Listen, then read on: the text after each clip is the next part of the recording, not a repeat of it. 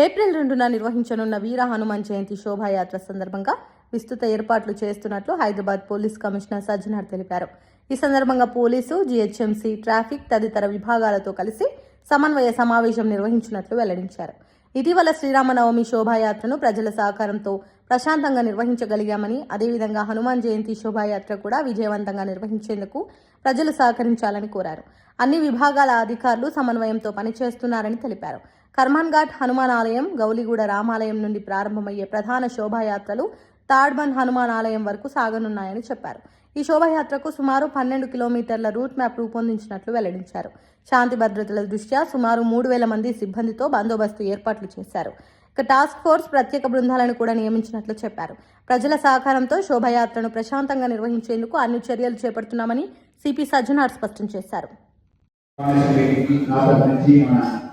Hyderabad city police నుంచి, agency నుంచి, వివిధ డిపార్ట్మెంట్స్ నుంచి వచ్చేసిన ఆఫీసర్స్ కి ఆర్గనైజర్స్ అందరూ సహకారంతో ఏజెన్సీ రాలేకపోతున్నారు.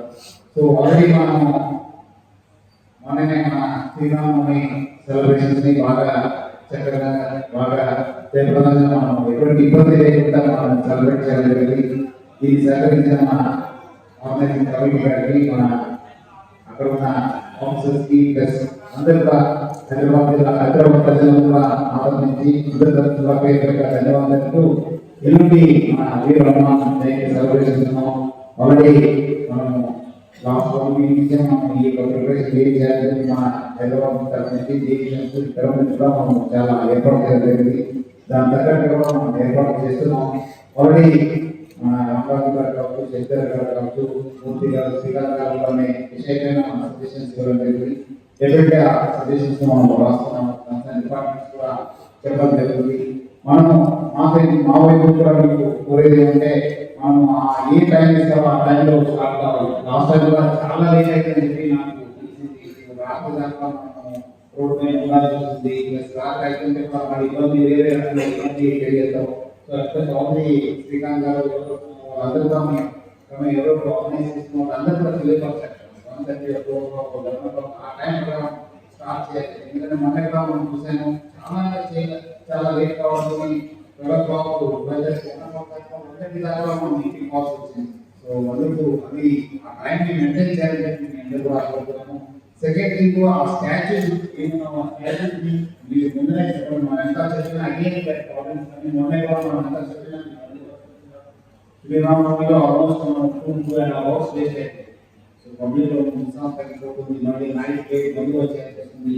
మనం అక్కడ సమయంలో మళ్ళీ ఇన్సిడెంట్ అయితే అవకాశం ఉంటుంది. సో ఎటువంటి ఎందుకంటే వైరస్ ఉంటావు, రకరకాల ప్రాబ్లమ్స్ ఉండవు. కూడా గైడ్ చేస్తారు, అన్ని చూసుకోవాలి.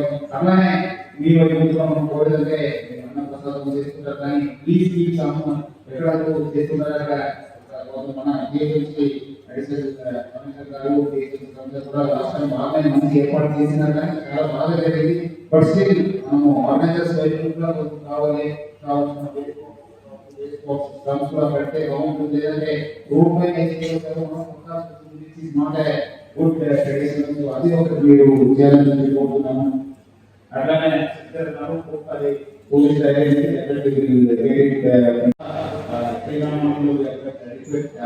ఈసారి కూడా అంబులెన్స్ పెట్టడం జరుగుతుంది.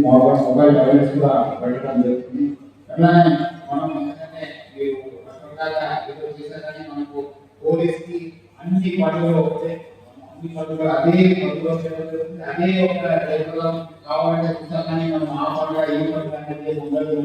మీరు చూస్తున్నారు, ఏ పండుగ అయినా మన శ్రీరామనవమి చివరి మనిషి పోయాక ఆఫీసర్స్ మన అందరూ ఉండి అందరికీ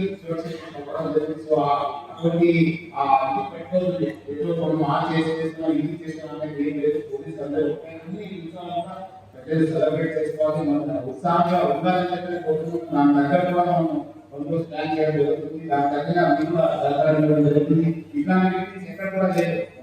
శ్రీరామనవమి కావచ్చు, హనుమాన్ జయంతి సెలబ్రేషన్ కావచ్చు, గణేష్ కావచ్చు, ప్రతి వాళ్ళు వస్తే ఈ సంప్రదాయం హైదరాబాద్ నుండి మన కమిషనర్ గారు వస్తారు, మేము వస్తాం, మన ఆఫీసర్స్ ప్రసాదాన్ని ఎక్కడ వేరుస్తూ అలాంటిదే చెప్పవచ్చు. మీరు కూడా మనం సహకరించాలని చెప్పి నా తరపు నుంచి మన టీచర్స్ అందరూ అవసరం కూడా మీ అందరూ కూడా కోరుతూ ఈ యొక్క మీటింగ్ వచ్చిన అందరూ కూడా నేను ఆర్గనైజర్స్ అందరూ కూడా నేను పేరుగా ధన్యవాదాలు థ్యాంక్ యూ. ఈ యొక్క వీరు హనుమాన్ జయంతి సెలబ్రేషన్స్ తరపు నుంచి మన బజరంగ్ తరపు నుంచి స్టేక్ హోల్డర్స్ అందరూ కూడా మీటింగ్ కండక్ట్ చేయడం జరిగింది. ఒక కోఆర్డినేషన్ మీటింగ్. సో ఆ మీటింగ్లో అక్కడ ఆర్గనైజర్స్ కూడా కొన్ని సూచనలు ఇవ్వడం జరిగింది. మా వైపు నుంచి కూడా కొన్ని సూచనలు ఇవ్వడం జరిగింది.